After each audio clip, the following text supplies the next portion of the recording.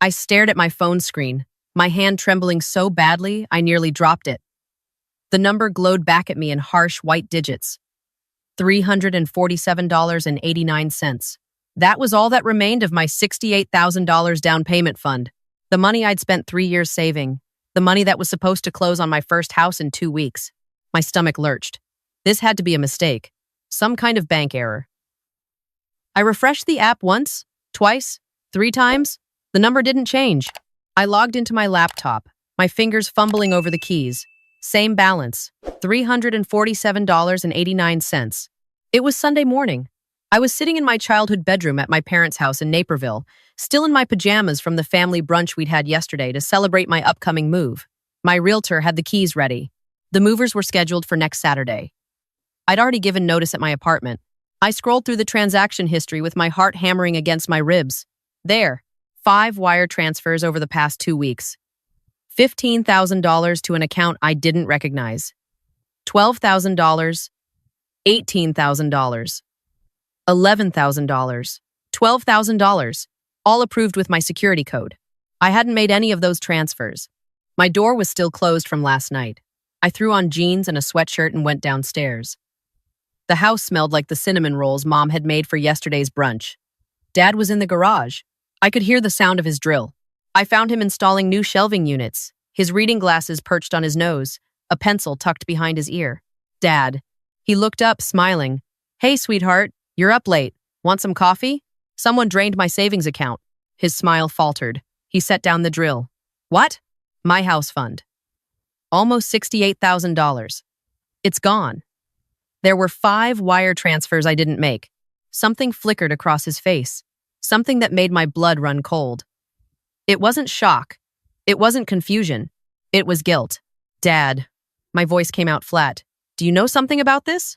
He sighed, a long, heavy exhale, and rubbed his face with both hands. Katie, listen. Your sister needed help. The garage tilted. What? Melissa's in trouble. Real trouble. She got involved with some people, made some bad investments, and she's in deep with... Melissa stole from me? My voice cracked. Melissa drained my account? She didn't steal. I gave her your account information. She needed. You gave her my information? I was shouting now. That's my money. I've been saving for 3 years. My closing is in 2 weeks. Dad's face hardened. Your sister could lose everything, Katie. Her business, her house, everything. You're 29 years old. You can save again. Melissa's 34. She doesn't have time to start over. I stared at him. At this man who'd taught me to ride a bike, who'd helped me move into my first apartment, who'd told me he was proud when I got my promotion last year. So I should just lose my house? My money that I worked for? You'll bounce back. You always do. Melissa's more fragile. You know that. Fragile. That word had been following my sister her whole life. Fragile Melissa, who got extra time on tests. Fragile Melissa, who got to skip family obligations when she was stressed. Fragile Melissa, who'd borrowed $3,000 from me 4 years ago and never paid it back because she was going through a hard time. I'm calling the bank, I said, and then I'm calling the police. Katie, don't be dramatic. Dramatic? This is bank fraud, Dad. It's family helping family. Melissa will pay you back. When? How? With what money? My hands were shaking.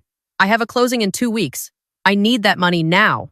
Dad picked up his drill again, not meeting my eyes. You'll figure something out. You always do. Maybe ask your realtor about postponing. Houses come up all the time. I'd been on a waiting list for 9 months for this house. It was a tiny 2-bedroom bungalow in Oak Park, close to the train line for my commute, with a backyard just big enough for the garden I'd been planning. The market was insane. If I didn't close on this one, I might not find another one in my price range for years. I'm calling Mom, I said. Dad's jaw tightened. Your mother knows. The room spun. She knows? Katie, the whole family knows. We had a meeting about it 3 weeks ago. Melissa needed help. We all agreed. You had a meeting about stealing my money, and nobody told me. We knew you'd react like this. I turned and walked out of the garage. My legs felt like they belonged to someone else. I found Mom in the kitchen, washing the brunch dishes from yesterday. She looked up when I came in, and her smile died when she saw my face. You knew, I said. She dried her hands on a towel very slowly, very carefully. Katie, Sweetie, you had a family meeting about stealing from me and you didn't think to include me in that meeting? We didn't steal. We borrowed. Melissa's going to pay you back. When? Mom's face crumpled a little. She's working on it. Working on what? She just took $68,000. What kind of trouble is she in? Mom glanced toward the door, then lowered her voice. She got involved in some crypto investments. Someone she trusted gave her a tip, and she borrowed money to invest, and then it all crashed. She's being threatened, Katie. These aren't nice people. So instead of going to the police, you decided to sacrifice my future? You'll have other chances to buy a house. Will I?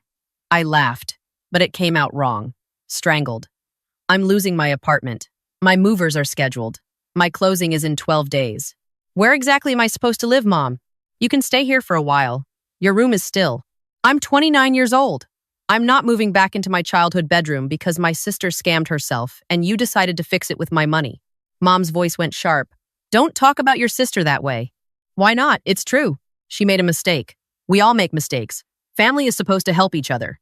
Family is supposed to ask before taking $68,000. I grabbed my purse and my keys. Mom called after me, but I was already out the door. I sat in my car in their driveway, shaking, and called my bank. Sunday. Of course.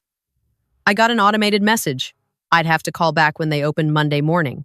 I drove to my apartment in Lincoln Park, the place I'd already given notice on, the place I'd have to vacate in 3 weeks. I'd already sold half my furniture. My deposit on the new house was non-refundable. I called Melissa. She didn't answer. I called again and again. On the 5th call, she picked up. Katie, I can't talk right now. You stole from me. Silence. Melissa, you stole $68,000 from me. I didn't steal. I borrowed. I'm going to pay you back. When? I don't know. A few months. Maybe a year. A year? My closing is in 12 days. Can't you postpone? I wanted to reach through the phone and shake her. No, I can't postpone. I'll lose my deposit and probably any chance of finding another house in this market. Do you understand what you've done? Katie, I was desperate. These people were threatening me. I had no choice. You had lots of choices. You could have not invested money you didn't have. You could have gone to the police. You could have declared bankruptcy. You could have asked me instead of just taking. You would have said no. Her voice was small. Of course I would have said no. It's my house fund. See? This is why we didn't ask. You're always so rigid about money. I hung up. I actually hung up on my own sister. Then I called my brother. Derek, did you know about this? Katie, hey, yeah. Listen, I think you're overreacting a bit. Overreacting? They stole $68,000 from me. Melissa needed help. She was in real danger. And I'm not? I'm about to be homeless, Derek. You're not going to be homeless. You can stay with Mom and Dad. I'm Yermi Dokus. So? I lived with them until I was 31. It's not a big deal. Derek had lived with them because he didn't want to pay rent while he saved for his Tesla, not because someone stole his money. Did you contribute anything to help Melissa? I asked. Silence. Derek, did you give her any money? I'm between jobs right now. You know that. Derek had been between jobs for 6 months. He was also between girlfriends, between apartments, and apparently between having any sense of loyalty to his sister. But you agreed they could take my money. It seemed like the best solution. You're the most stable one financially. I hung up on him too. I called my Aunt Linda, my mom's sister. She'd always been the reasonable one. Aunt Linda, did you know Melissa took money from my account? Oh, honey, yes. Your mom called me about it. It's a tough situation. Tough? It's theft. I know it feels that way, but family is complicated. Melissa's always struggled more than you. You've always been the strong one. Being strong doesn't mean I should be punished. No one's punishing you, sweetie. But sometimes the ones who can carry more weight have to do it. That's just how families work. I hung up. I called my grandmother. She'd co-signed my student loans. She understood the importance of financial responsibility. Grandma, did you know what Melissa did? Yes, dear. Your mother told me. And you didn't think to warn me? I thought they'd talk to you first. But honestly, Katie, you're young and healthy and employed. You'll be fine. Melissa's in real danger. I'm in real danger. I'm losing my house. Houses aren't everything, dear. Family is. I was surrounded by people who'd decided my future was expendable. That night, I barely slept. I lay in my bed in my almost empty apartment and stared at the ceiling. Tomorrow I'd call the bank. I'd file a fraud report. I'd call my realtor and explain I couldn't close. I'd call my landlord and beg to stay another month while I figured out my life. Monday morning, I was at the bank when it opened. The fraud department put me on hold 3 times. Finally, a supervisor named Maria came on the line. Miss Patterson, I'm looking at your account. These transfers were all made with your security code and from your registered device. My sister has my old phone. I gave it to her last year when I upgraded. Did you authorize her to use your banking app? No. I didn't even know she still had it. But the security code, she must have seen me enter it at some point. We've lived together. We've been around each other. This is fraud, right? You can reverse it? Unfortunately, Miss Patterson, because the transfers were made with your security code from a registered device, they're considered authorized. Unless you can prove your sister accessed your account without your permission, there's nothing we can do. My mouth went dry. Nothing? You could file a police report for identity theft. If the police determine fraud occurred, we could potentially reverse the transactions, but that's a criminal matter. I filed the police report that afternoon. The officer who took my statement was sympathetic but not optimistic. Family financial disputes are really hard to prosecute, he said, especially when they had access to your security information. You might have better luck with a civil lawsuit. I called an attorney. The consultation fee was $400. You could sue, the lawyer said, but it'll take time, months, maybe a year. And if your sister doesn't have the money, you won't get anything anyway. You can't get blood from a stone. So I just lose everything? You could try mediation. Family court? Small claims. But for $68,000, you'd need to go through regular civil court. And that's expensive. I called my realtor. Her voice was gentle but firm. Katie, I'm so sorry, but if you can't close, you'll lose your earnest money. That's $5,000. And honestly, the sellers might sue for damages. They've already started moving out. I hung up and threw my phone across the room. It hit the wall and cracked. Perfect. One more thing broken. That evening, I got a text from my dad. Come to dinner Wednesday. We need to talk as a family. I didn't respond. Tuesday, Melissa called. Katie, I heard you filed a police report. You're really going to do this to me? I'm not doing anything to you. I'm trying to get my money back. You're going to ruin my life over money? You already ruined my life. I made a mistake. People make mistakes. A mistake is forgetting someone's birthday. This is theft. If you press charges, I could go to jail. Is that what you want? Your sister in jail? I want my money back. That's what I want. She was crying now. I don't have it. It's gone. I can't give you what I don't have. Then you shouldn't have taken it. I hung up. My hands were shaking again. They'd been shaking for 3 days straight. Wednesday morning, my mom called. You're not coming to dinner? No. Katie, we're a family. We need to work this out together. You worked it out together. Without me. Remember? That family meeting I wasn't invited to? Don't be childish. Childish? Childish? I was yelling again. You stole from me and I'm childish for being upset? We borrowed. And you're being selfish. Your sister could have been hurt. These were dangerous people. Then she should have gone to the police. And ruined her life? A criminal record would destroy her business. She doesn't have a business anymore. She lost it all in crypto. She's rebuilding. And she can't do that from jail or with criminal charges hanging over her head. We did what we had to do to protect her. What about protecting Emmy? You don't need protecting. You're strong. You've always been strong. That word again. Strong. Like it was a curse instead of a compliment. I'm done, I said quietly. Done with what?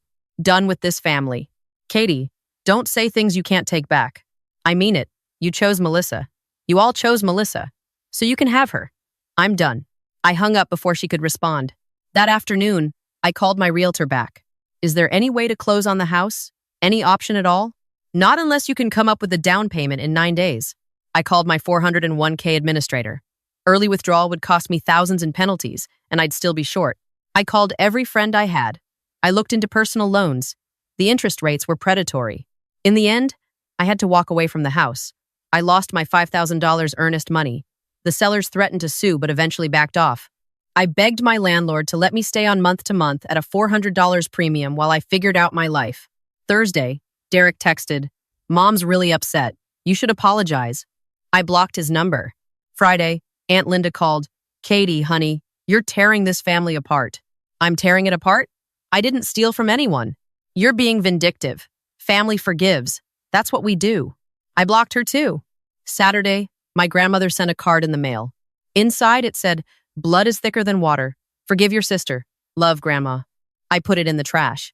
The police investigation went nowhere. Without proof that Melissa accessed my account without my knowledge, there was no case.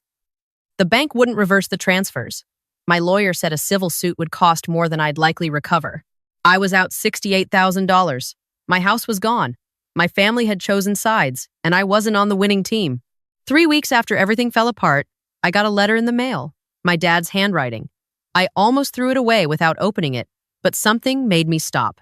I sat on my couch in my month-to-month apartment and opened it. "Katie," it began. "No, dear. No, sweetheart. I know you're angry, but you need to understand, we did what was best for the family. Melissa was in real danger. Those people don't play around. If we hadn't helped her, she could have been seriously hurt. Maybe worse. You're young. You have your whole life ahead of you. You have a good job, no kids, no major responsibilities. You'll save up again, you'll get another house. This is just a setback for you. For Melissa, this was life or death. I know you don't see it that way now, but someday you'll understand. We're your family. We love you. But sometimes love means making hard choices. Sometimes the strong have to sacrifice for the weak. You were always the strong one, even when you were little. You never needed us the way Melissa did. You figured things out on your own. That's a gift, Katie. Don't waste it by being bitter. Melissa wants to apologize, but she's afraid you won't listen. Your mother is heartbroken. Derek misses you. We all miss you. Come to Sunday dinner this week. Let's put this behind us. Love, Dad. I read it twice. Then I laughed. Actually laughed. A sharp, bitter sound that echoed in my empty apartment. He wanted me to apologize. He wanted me to come to Sunday dinner and pretend everything was fine. He wanted me to sacrifice my future, my stability, my trust, and then smile and pass the potatoes. I grabbed my laptop and started typing. Dad, you're right about one thing. I am strong. Strong enough to walk away from people who would steal from me and then tell me I'm selfish for being upset about it.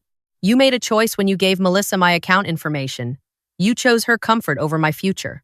You chose her poor decisions over my 3 years of careful planning. You chose to protect her from consequences while throwing me into chaos. That was your choice. Here's mine. I'm done. I'm done with family dinners where I'm expected to smile while being told I'm selfish. I'm done being the strong one who has to sacrifice because everyone else is too fragile to handle their own mistakes. I'm done being punished for being responsible. Melissa won't pay me back. We both know that. She's never paid back anyone in her life. You enabled her then, you're enabling her now, and you'll keep enabling her until there's nothing left to take. But you can't take anything else from me because I'm removing myself from this equation. Don't call, don't write, don't show up at my apartment. I'm done. Katie. I printed it, put it in an envelope, and mailed it that day. The responses started within 24 hours. Texts from my mom, Derek, Aunt Linda, voicemails from my grandmother, all saying the same thing. I was being dramatic. I was tearing the family apart. I needed to forgive and move on. I blocked every single one of them. 2 months later, I got a message on Facebook from a cousin I barely knew. Hey, heard about what happened with Melissa. That's really messed up. Just wanted you to know not everyone agrees with what they did. It was the first time anyone in my family had acknowledged that what happened to me was wrong. I thanked her and didn't respond to the rest of her message asking if I'd reconsider coming to Thanksgiving. I spent Thanksgiving with my coworker Sarah and her family. They were loud and chaotic and kind. No one asked me to explain myself or told me I was being too sensitive. Christmas, I flew to Seattle to visit my college roommate. She'd heard the whole story. She said, "Your family is insane, and you're a badass for walking away." It was the best Christmas I'd had in years. I rebuilt my savings slowly, $500 a month, then $800. I picked up freelance work. I stopped going out as much. I meal prepped and canceled subscriptions and drove my car into the ground rather than upgrading. It took me 2.5 years to save another down payment, not $68,000 this time, just $40,000, enough for a condo in a less trendy neighborhood. The day I closed on it, I posted one photo on social media, just the sold sign, no caption. My mom commented, "Congratulations, sweetheart. We're so proud of you. When can we come see it?" I deleted the comment and blocked her. People ask sometimes if I regret cutting them off, if I miss them, if I ever think about reconciling. Honestly, some days I do miss them. I miss the mom who taught me to bake. I miss the dad who fixed my car. I miss the sister I grew up with before she became someone I didn't recognize. But I don't miss who they became when money got tight and choices had to be made. I don't miss being the sacrifice. I don't miss being told my feelings didn't matter because I was strong enough to handle it. Strength isn't the same as invincibility. Strong people break too. They just break quietly, so no one notices until it's too late. I broke the day I saw that account balance. I broke when my dad said, "You'll figure it out." I broke when my mom called me selfish. But I also rebuilt. Without them, despite them, my condo isn't the house I wanted. It's smaller, in a different neighborhood, with no backyard for a garden. But it's mine. Every dollar of that down payment came from me. No one can take it away. No one has access to my accounts. No one knows my security codes. I changed banks. I changed my phone number. I locked down my credit. And I learned something important. Family isn't about blood. It's about who shows up for you, who protects you. Who wouldn't dream of taking advantage of your trust? My family took advantage. They took my money and my future and told me I was wrong to be hurt by it. So I took back my peace, my autonomy, my life. Society tells you to forgive, to be the bigger person, to let things go because they're family. But society doesn't pay your bills. Society doesn't rebuild your savings. Society doesn't lie awake at night wondering where you'll live because someone stole your security. You do. Alone. I chose myself. I chose my future. I chose my peace. And if that makes me selfish, then I guess I'm okay with being selfish. Because at the end of the day, the people who called me selfish for wanting my money back are the same people who thought it was perfectly fine to take it in the first place. That tells you everything you need to know. I'm 32 now. I have my condo, my job, and a small circle of friends who would never dream of stealing from me. I have boundaries, I have peace, and I have zero regrets. If you're reading this and you're in a similar situation, let me tell you something. You're not crazy. You're not selfish. You're not wrong for protecting yourself. Sometimes the hardest but healthiest thing you can do is walk away from people who refuse to respect you, even if those people raised you. Blood doesn't give anyone the right to bleed you dry. Remember that.